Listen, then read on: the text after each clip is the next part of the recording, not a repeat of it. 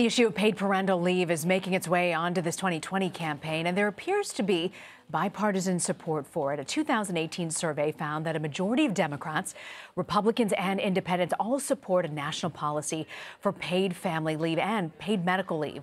While some companies do offer their workers paid leave, there's no federal law requiring them to do so. Sholar joins me from St. Louis. She's a professor at Loyola University Chicago and the author of Getting Paid While Taking Time, the women's movement and the development of paid family leave policies in the United States. So, Megan, Republicans have really been hesitant in the past to really support any type of paid family leave because of fiscal concerns. It seems they're changing their mind. Why do you think that is? I think it's definitely electoral concerns that are really pushing their changes on policies.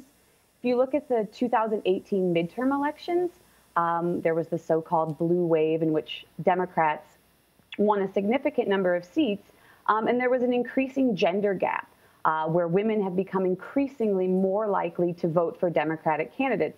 In the 2018 midterm elections, the gender gap was over 10 points. So I think that Republicans are looking to 2020. Especially Republicans such as those in the Senate who are up for election in 2020, like Bill Cassidy of Louisiana, Joni Ernst of Iowa. They have been working with others, such as Senator Marco Rubio, to try and come up with a paid family leave plan that Republicans can get behind. As you mentioned, there's really high support for paid family leave, and that's for Democrats, Republicans, independents. So I think Republicans are realizing that this could be a significant issue in the 2020 campaign, especially if they're trying to get women voters. So when you look at the strategy of Democrats and Republicans, what are really the differences that you see there?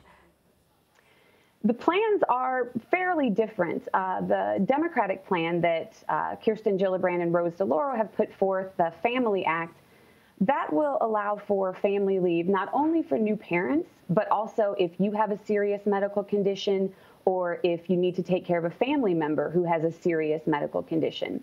Whereas the Republican plans that have been put forth so far are only parental leave. So it would only affect new parents, which is certainly important, but the scope is much smaller than the Democratic plan, which is going to make it difficult to get support from Democratic lawmakers.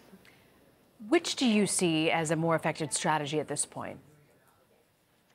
I certainly think that it's going to be difficult to get anything passed that is only parental leave. I think that Democrats are going to be hard-pressed to support something that doesn't also offer leave for taking care of an elderly parent or if you yourself need some sort of leave because you've had a serious illness or an injury. So at this point, it seems more likely that there will actually be a more expansive policy, in part because I think that Democrats are unlikely to budge and only give parental leave. I think they'll only really be okay with more expansive family leave. So do you really see this issue of family leave really being a defining issue on the campaign trail for 2020?